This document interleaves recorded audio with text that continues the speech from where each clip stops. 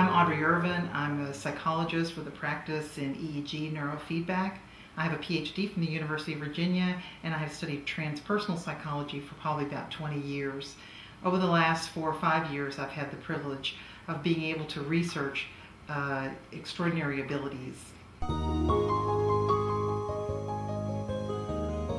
My book, Infinite Possibilities, explores 8 different traditions, 7 spiritual traditions and the scientific tradition, and the ways that these different worldviews understand extraordinary ability.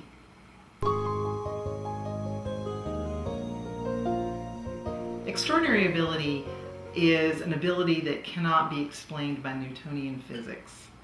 We have often thought of them as miracles. We usually think about them as occurring amongst the saints or the sages, and not as things that usually normal, average people can do. As you will find out in the book, that this is not the case. Extraordinary ability happens all across the range of living organisms.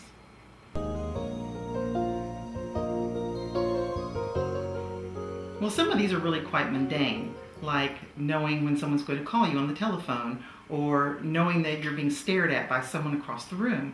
These are both a type of telepathy, but we have a lot of research that supports a whole range of paranormal abilities, including things like remote viewing and psychokinetic ability. And these occur at or near normal states of consciousness. At the next step, level up, we begin to open to things like levitation, the ability to sense and use subtle energies as in healing, and of course visionary experiences. At the very highest levels of consciousness, we find the saints and the sages who are now bilocating. They are becoming invisible. They are performing what we call unity healing, and they are performing what I call power over nature, things like walking on water, things like raising the dead, or affecting the weather.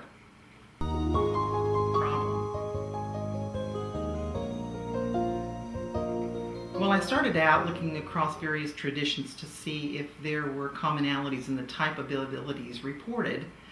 In the West, when you mention something like levitation, it's dismissed out of hand. But I felt that if I could look across a number of different traditions, and especially across different times in history, that common abilities would be evidence that these were not myth, that they were indeed true. And it is what I found. I found that there were these same sets of abilities that recurred over and over again that seemed to be related to state of consciousness.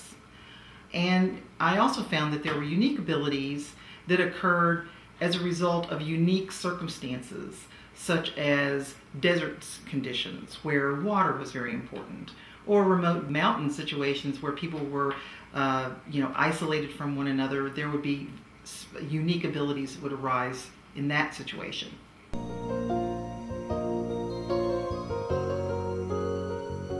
The best way to understand states of consciousness is to look at the development of children.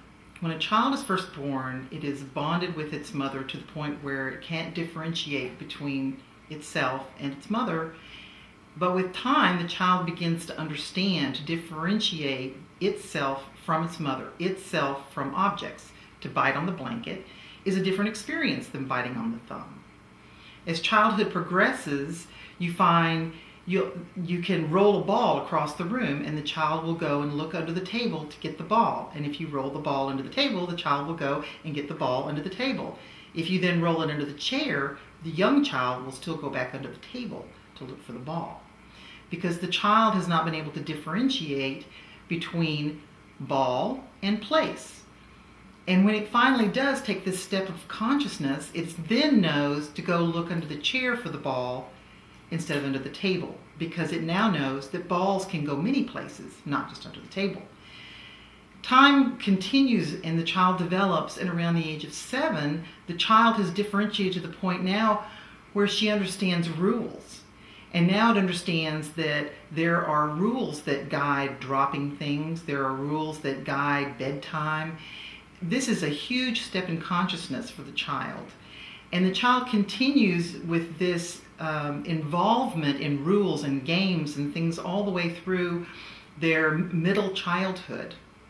It is only around the age of 13 that another big revolution in consciousness occurs for the child. And this is when the child learns to question rules. The child has taken the little step backwards from the rules, differentiated enough that the child can now say, wait a minute, does this rule make sense? And you start getting the questioning teenager that says, but why can't I stay out past curfew, such and such, or other stays out after curfew? And you also get a lot of other questioning of the rule kinds of things happening. Now, the transpersonal psychologists have continued to follow this unfolding of consciousness into even higher states. And as we follow these higher states, we will begin to see changes in the emergence of extraordinary ability.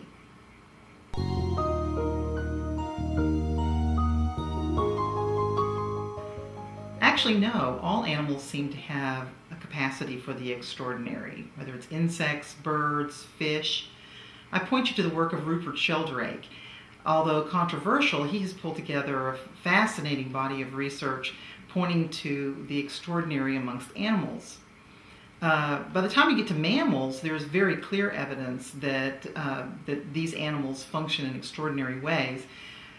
Everyone's heard stories of animals, dogs, or cats, who can travel and have traveled hundreds of miles to be rejoined with masters who have left them behind for whatever reason. This may be animals who have traveled hundreds of miles to a place that they have never been, or they may have traveled that distance to get back to a home that they for some reason have left. Rupert Sheldrake has also done research on dogs knowing that their owners are coming home. These dogs know the precise instant that their owners leave work and head for home.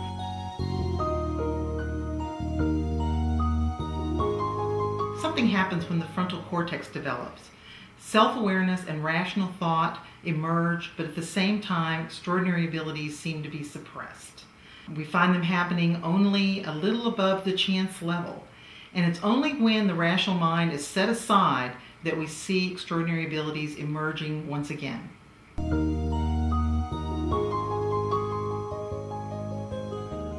In our normal waking states, it's usually something very stressful, like childbirth or a car accident, but can also come with drumming, with sensory deprivation, or a strong focus of concentration. We can see this in athletes, for example, who, because of their trained focus of concentration, you see extraordinary strength, extraordinary speed. At this level, it's all spontaneous and uncontrolled.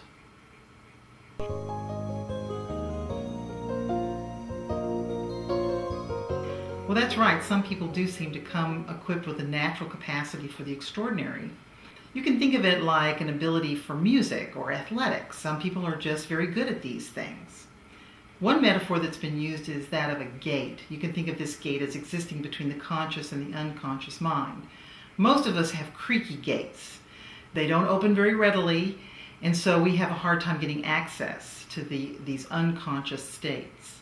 Other people, it's well oiled, and they can move back and forth between these states with no problem.